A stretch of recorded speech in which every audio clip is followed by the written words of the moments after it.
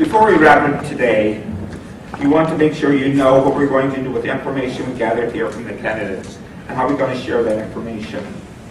And to do this, I'd like to invite up our Senior Vote Projects is the Director of CARA, Jodi Reid.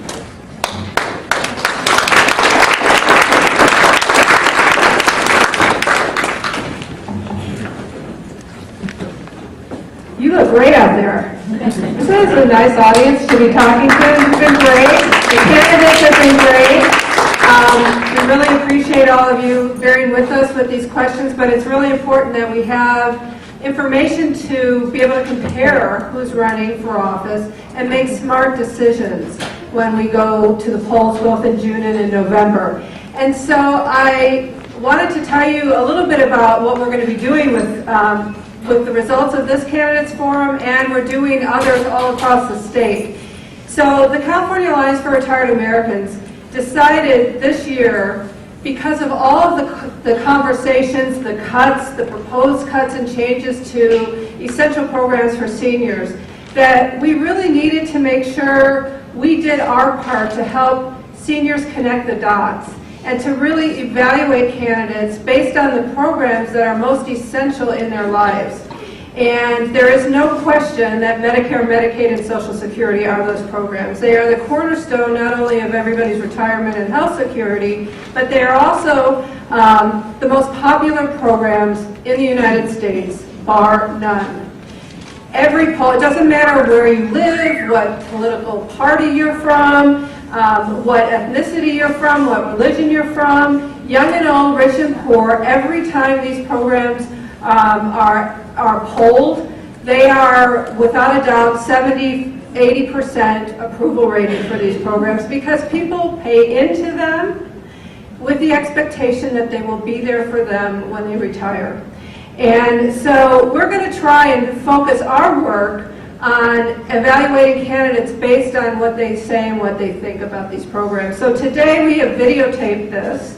We are doing a project, we've never done this before. CARA is nonpartisan, so we don't endorse candidates, even though Social Security Works might, and the Alliance for Retired Americans does, but we do not. We work on issues. And so we have identified several congressional districts where we believe that there is a high percentage of seniors. This is one of them.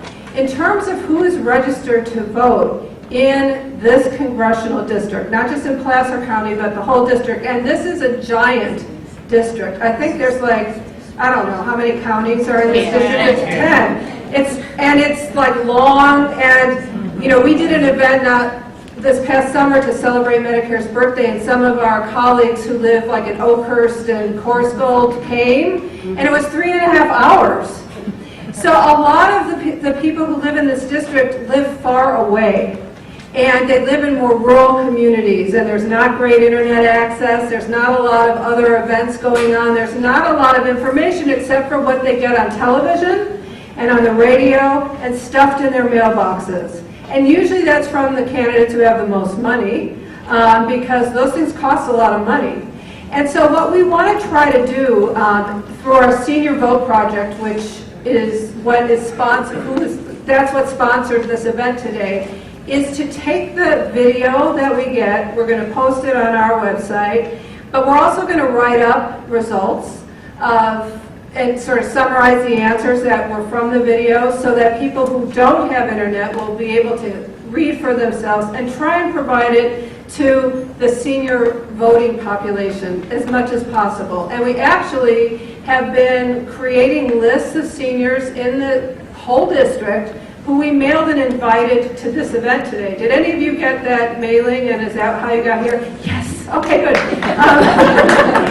The problem is that the people who live in Coarsegold and Mariposa can't get here.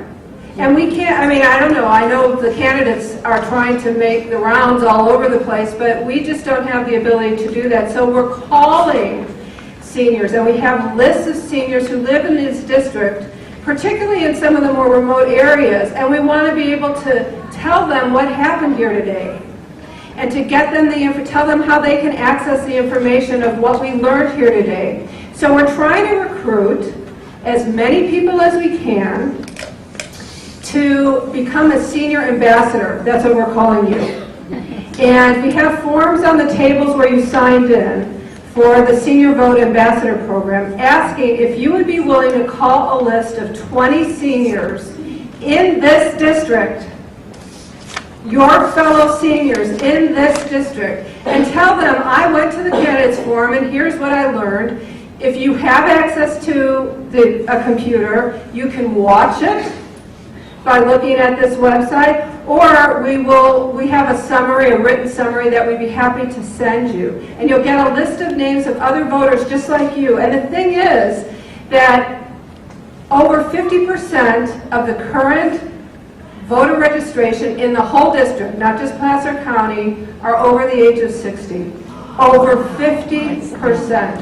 So seniors start, and you guys vote. You are the most reliable voting bloc, bar none. How many of you vote absentee, just out of curiosity? So not only do you vote, but you vote before everybody else because you get your ballots in May. And everybody else is going to wait until the June primary who goes to the polls. So time is of the essence. And what we want to do is make sure that as people think about voting, they don't vote based on who's on TV the most, who's on the radio the most, who stuffs their mailbox the most with fancy literature, but who is going to work on and support the issues that seniors care about, and these are those issues. So if you are willing to be an ambassador and adopt a list of 20 other seniors in this area to stay in touch with, not just until the June primary, but throughout the course of the election season, we need you. And so we're asking you to sign up to be an ambassador and contact other seniors in CD4 and make sure they get this information. For those of you who want to stay, get your hands and your feet even dirtier and kind of get in the middle, help us put this material together, help us figure out other ways in addition to these phone calls to reach out to other senior voters and engage them in this process.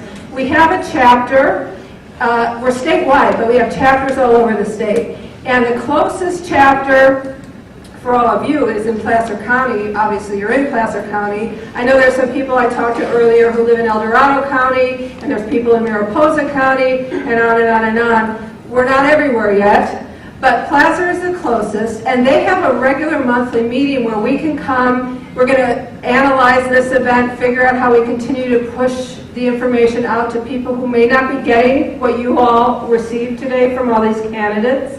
And they meet on the second Wednesday of every month. There's material on the back page of the back tables, and there's actually a little card that has this information, so you don't have to memorize it. But it's the second Wednesday of every month at 10 o'clock at the Stanford Court Apartments, which is a senior housing facility in Rockland.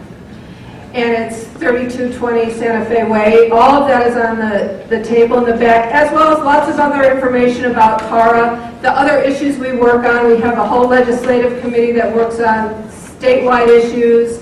We do a lot of work on issues like, probably the thing you would recognize the most as one of our efforts over the last couple of years was to create legislation that ultimately forced the California Board of Pharmacy to increase the font size on prescription drug bottles so you could actually read them instead of them being so small that you need like a you magnifying glasses, and to make the instructions clearer so that what does it mean when it says take once a day with breakfast? Is it while you're eating? Is it before you eat? So to standardize the description so that people understand it, and to translate, if requested, the instructions on the bottle, which is a huge issue for people who don't have English as their first language.